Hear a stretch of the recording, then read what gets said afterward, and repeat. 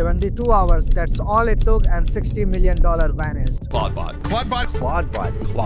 Accounts hijacked, security breach. One AI tool, 3 days, total chaos, and it could happen again tomorrow. This isn't a clickbait, this is a warning. Because what happened here reveals something terrifying about how technology is being rushed into our lives right now. Because next time, it might be a tool you are using.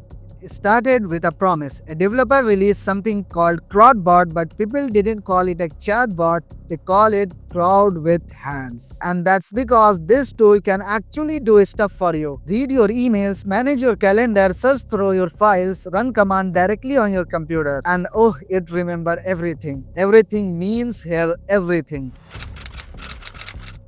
To thousands of developers, this looked like future arriving early. The repository exploded, tens of thousands of stars in days, the hype train was unstoppable. But hype was moved faster than question, and then one morning everything got changed. An email arrived, a legal warning. The name Clawdbot was too close to an existing AI product. The community panicked, they had to rename fast. Names were thrown around, a decision was made in hours, not weeks. That urgency, that panic, what the scammers were waiting for.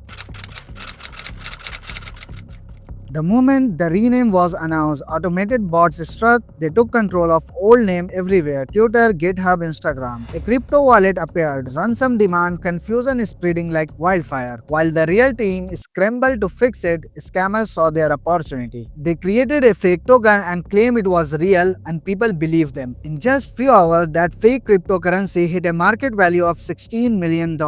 But here is the thing that nobody talking about.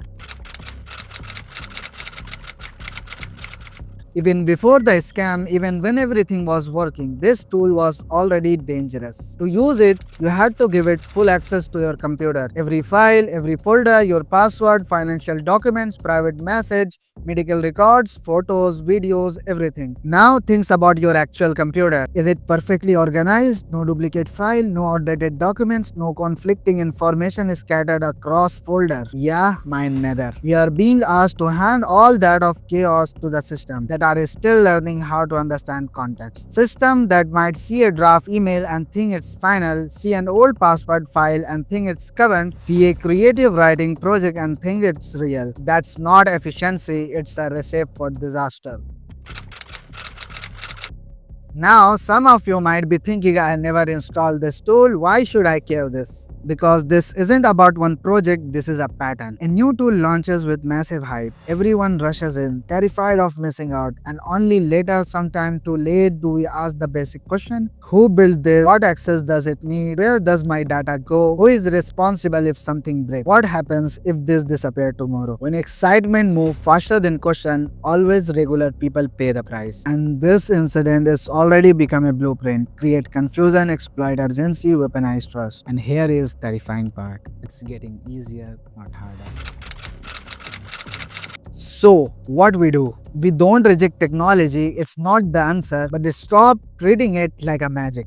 When a tool asks for total access, we pause. When something sounds too good to be true, we question it. When ownership and responsibility aren't clear, we walk away. We ask, does this tool need to read my entire hard drive or just this one folder? Can it work offline or does it send everything to the cloud? If this breaks, who fixes it? If this steals from me, who is accountable? These aren't paranoid questions, the kind of question before handling our keys to a stranger. The real danger isn't artificial intelligence, it's uncritical adoption. The future will include powerful tools that inevitable, but whatever the future works for people or against them depends on the choice we make right now. Not in same distant tomorrow, right now. Sometimes the most important thing isn't artificial intelligence, it's human. And we need to start using it.